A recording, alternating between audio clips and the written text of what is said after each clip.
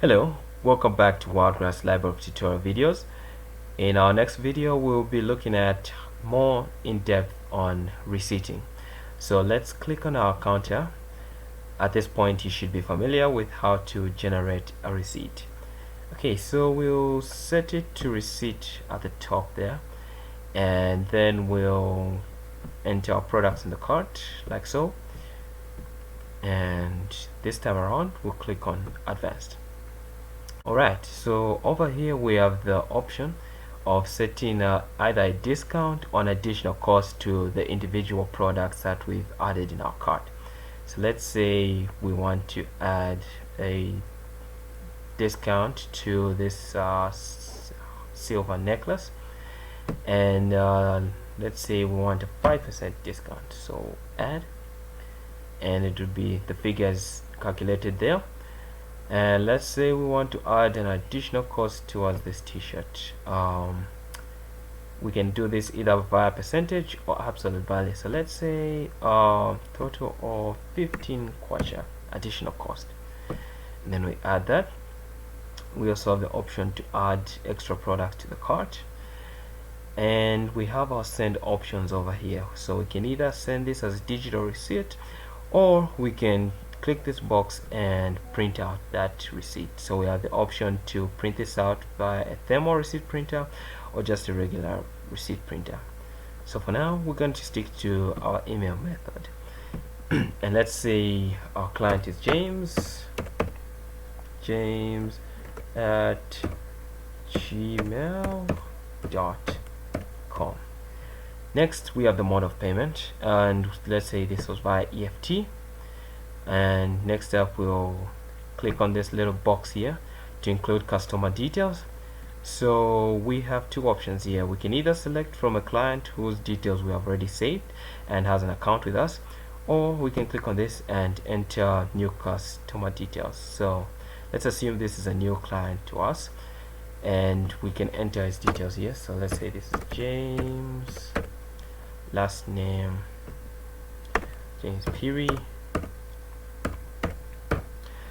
phone number 0976 32 72 33. Email address is already added. So let's say his address is Lusaka, and we can enter the tip in, but this is optional if the customer approves of you entering the tipping, so you can just do that.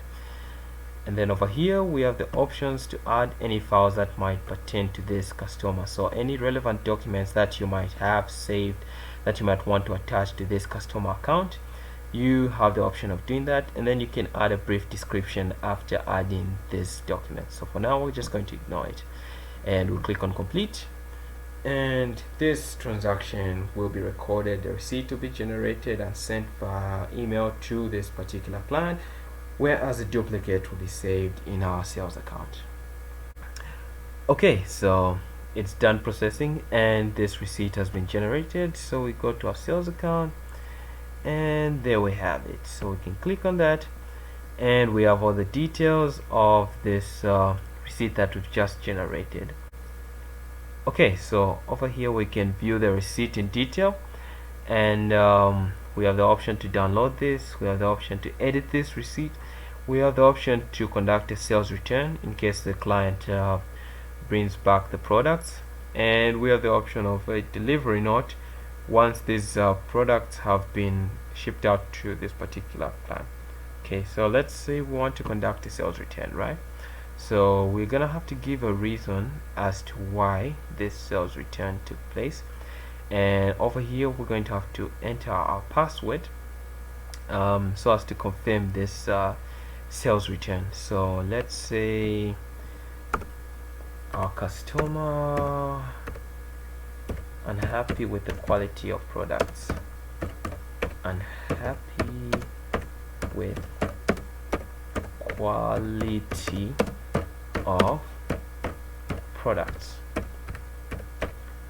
Okay, so we've got the option of clicking to confirm that customer has been refunded and that products have returned to stock. So if these products haven't returned to stock, we would uncheck this, and if a customer hadn't been refunded, we would uncheck this. But in this case, we'll assume that both cases have occurred, and we're going to send this sales return document by email back to the client, James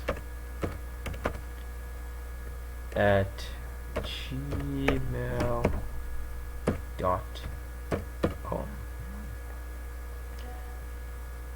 Alright, so next we're gonna enter our password just to confirm this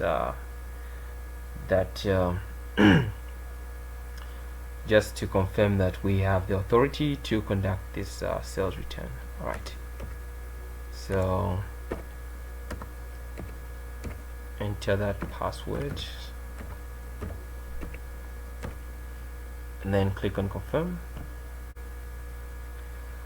Alright, so as we can see from the notification over here, this receipt has been returned, and this transaction is now a sales return.